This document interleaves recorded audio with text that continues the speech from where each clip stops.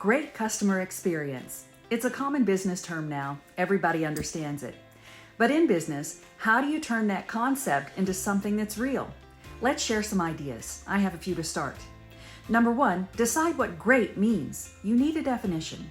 Is it reduced customer wait times, fewer customer complaints, fewer calls to a contact center? Decide.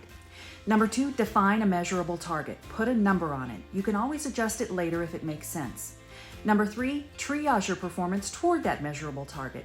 And if you need to change the things you're doing in your business so you can meet the definition you've decided on, share the follow-up actions with your team. What are some other to-dos that you can operationalize to take that saying, great customer experience, and turn it into something that's actually a great customer experience?